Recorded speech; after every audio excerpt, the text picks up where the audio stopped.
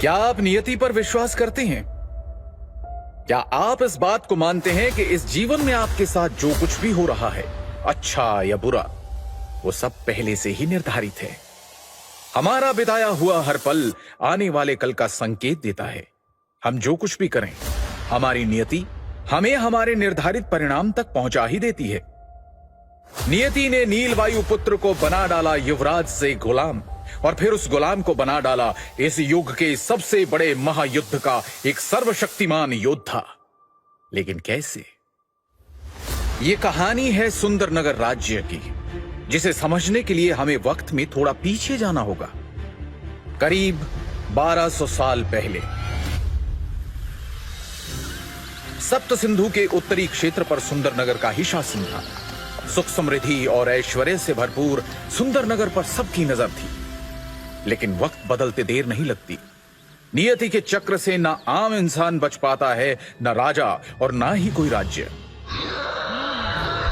अचानक राक्षसों की एक बड़ी फौज ने सुंदरनगर पर हमला कर दिया। वो लड़ाई इतनी भयानक थी कि पूरी धरती लाशों से ढक गई। राक्षसों ने सभी ताकतवर योद्धाओं को बेरहमी से मार डाला। कई प्रतिभाशाली युवाओं को तो वो जिंदा ही निगल गए। वो दृश्य इतना भयानक था कि उसके बारे में सोचकर ही किसी की भी रूह कांप जाए। अपनी तबाही का मंजर देखते हुए सुंदरनगर की उम्मीद तब जगी जब न जाने कहां से एक दिव्यात्मा प्रकट हुए। वो थे ऋषि भृगु।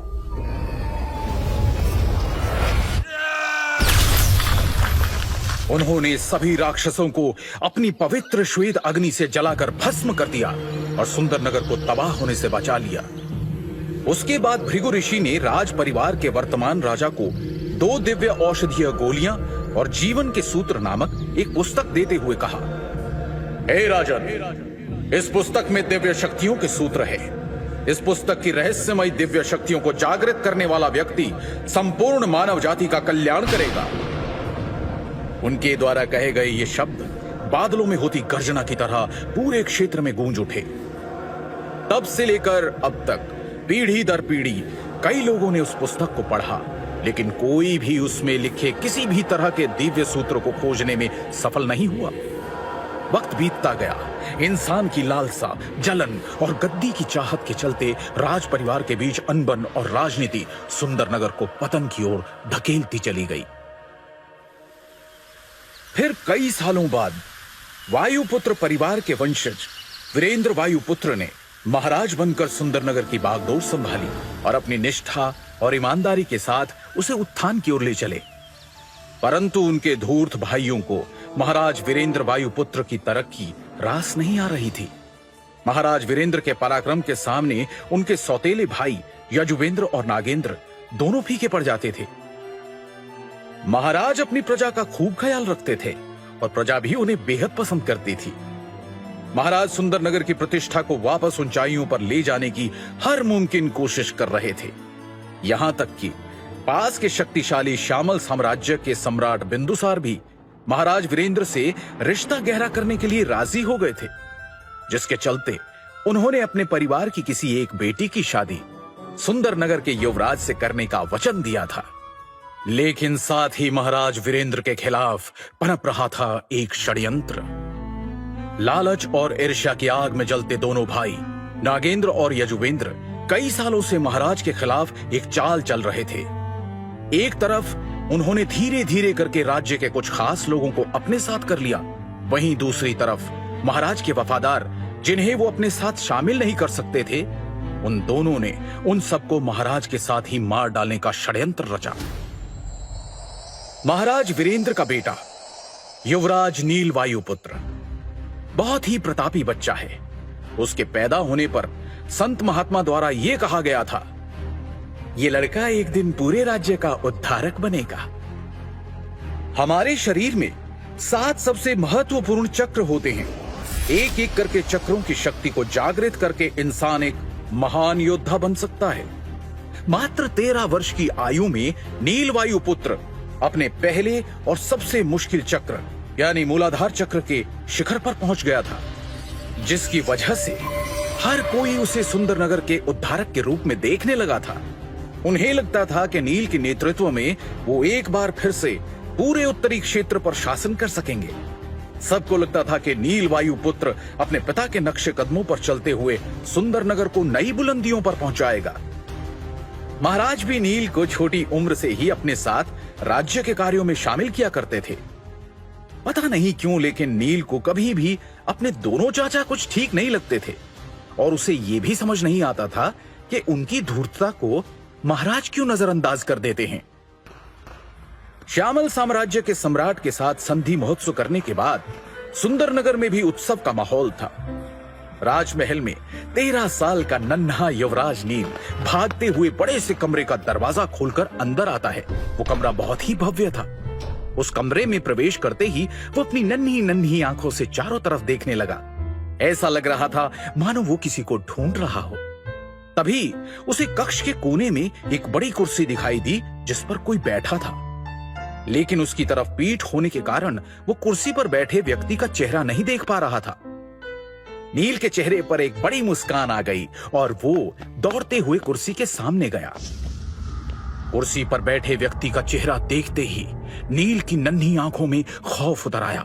उसकी आंखें फटी की फटी रह गई और वो जोर से चिल्लाया, पिताश्री! 13 साल के युवराज नील वायुपुत्र ने अपने पिता को तड़पते हुए देखा था। महाराज वीरेंद्र के मुंह से खून की धार बह रही थी और उनका चेहरा पूरी तरह से नीला पड़ चुका था। ऐसा लग रहा था जैसे महाराज को घातक जहर दिया गया हो। बच्चे की चीख सुनकर कुर्सी पर बैठे महाराज ने अचानक अपनी आंखें खोली और बोले, नील, मेरे बच्चे, तुम आ गए। अपने पिता को ऐसी हालत में देखकर नील घुटनों के बल बैठ गया और नम आंखों के साथ रुआंसा होकर बोला, आपको क्या हुआ है पिताश्री? महाराज ने नील को कोई जवाब नहीं दिया, मानो उन्होंने उसे सुना ही ना हो। फिर अपनी सांसों को काबू करते हुए वो धीमी आवाज में बोले, मैंने तुम्हें एक किताब दी थी, क्या तुमने उसे पूरी तरह से समझ लिया है? पिताश्री, हम इस बारे में बाद में भी बात कर सकते हैं, पहले हमें वैद्य जी के पास चलना चाहिए। नील ने हड़बड़ाकर कहा। मौत से कुछ ही पल दूर अपनी बची हुई शक्ति इकट्ठा करते हुए महाराज धीमे स्वर में बोले, उसके लिए बहुत देर हो चुकी है बेटा। उनकी बात सुनकर नील उन्हें अजीब भाव से देख रहा था। उसे समझ में नहीं आया कि आखिर उसके पिता ऐसा क्यों कह रहे थे। एक छोटे बच्चे के लिए यह नजारा बहुत ही तकलीफ देने वाला था। नील को देखकर उसके पिता के चेहरे पर एक दर्द भरी फीकी मुस्कान आ गई और उन्होंने कांपती हुई आवाज में कहा, नील, याद रखना, तुम हमारी आखिरी उम्मीद। इससे पहले कि वो अपनी बात पूरी कर पाते, अचानक उनके शरीर ने प्राण छोड़ दिए और वो कुर्सी पर ही दम तोड़ बैठे। ये देखकर नील की दर्द भरी चीख निकली, पिताश्री! इतने में सैनिकों की एक टुकड़ी राजमहल के उस कमरे में प्रवेश करती है और साथ ही राजा के जैसे कपड़े पहने हुए नागेंद्र और यजुवेंद्र वायुपुत्र आते हैं। अपने पिता की मृत्यु पर रोते बिलखते नील पर वो जरा सी भी दया नहीं दिखाते और सैनिकों को नील को कैद करने का आदेश देते हैं। उनके षड्यंत्र से अनजान मासूम नील झुंझलाकर बोला, छोड़ो मुझे, मैंने कुछ नहीं किया है, मुझे नहीं मालूम पिताश्री को किसने मारा। उसकी इस बात पर यजुवेंद्र जोर जोर से ठहाका लगाकर हंसने लगा और नील के करीब आकर बड़ी बेरहमी से उसने मासूम नील को बालों से पकड़ लिया। उसके चेहरे के भाव अचानक ही क्रूर हो गए। दिल तो करता है कि तुझे अभी जान से मार डालूं, लेकिन कितना मासूम है तू। मैंने क्या गुनाह किया है? मैंने कुछ नहीं किया है। चाचा जी, पिताश्री को वैद्य के पास ले चलिए ना, शायद वो इन्हें ठीक कर देंगे। नील यजुवेंद्र के आगे गिड़गिड़ाने लगा। इस पर यजुवेंद्र ने नील के बालों पर अपनी पकड़ को कसते हुए एक जोरदार तमाचा उसके गाल पे जड़ दिया और क्रूरता भरे अंदाज में बोला, तेरा गुनाह ये है कि तू एक कत्तार का बेटा है। तेरा बाप तो मर चुका है, इसलिए अब उसके गुनाहों की सजा तू भुगतेगा। तू एक कैदी का जीवन बिताएगा। रोज तेरी इतनी पिटाई होगी कि तू रोज हमसे मरने की भीख मांगेगा। ऐसा कहकर यजुवेंद्र सैनिकों को इशारा करता है। उसकी आज्ञा का पालन करते हुए सैनिक नील को कारागृह ले जाने लगते हैं कि तभी पीछे खड़ा नागेंद्र एक तिरछी मुस्कान के साथ कहता है, अगर तेरी बहन नीलिमा सप्त सिंधु आश्रम न गई होती तो मैं उसे खुद अपने हाथों से सजा देता।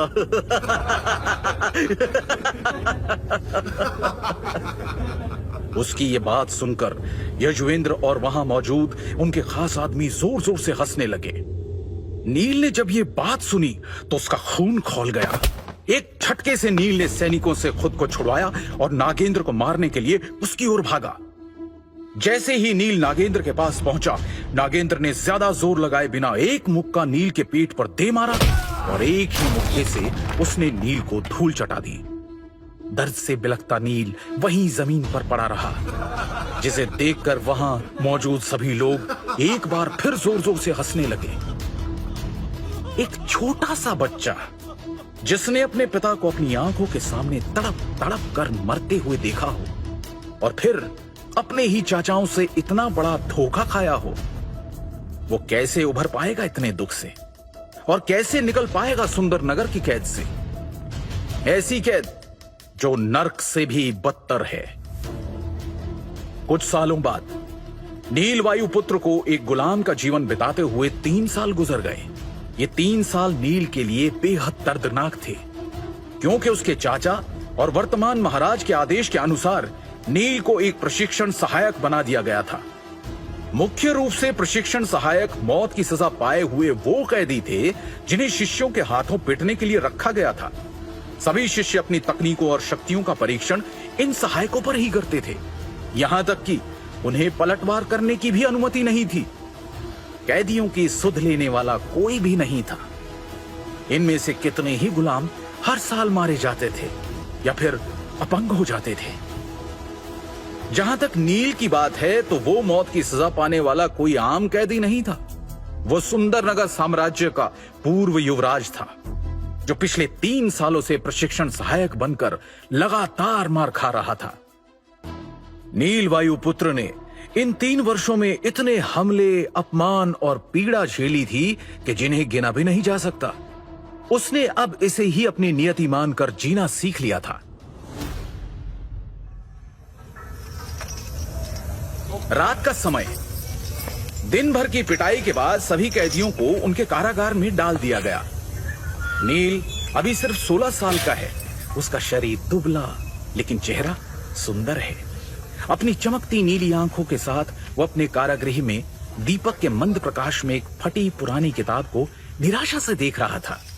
वो उस पुस्तक को एक बार फिर से पढ़ने की कोशिश कर रहा था।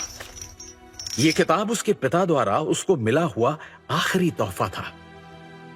पुस्तक देते समय उसके पिता ने उससे कहा था, बेटा नील, ये पुस्तक हमारे पूर्वजों की पवित्र धरोहर है और ये हमारे कुल के पुनरुद्धार में सहायक होगी। मुझे विश्वास है कि तुम ही हमारे कुल का उद्धार करोगे। याद रखना बेटा, मानवता ही परम धर्म होता है। अपने पिता के वो शब्द नील के कानों में गूंज गए। वो धीरे से फुसफुसाया, भृगु ऋषि की इस किताब को मैंने 10 बार पढ़ा है।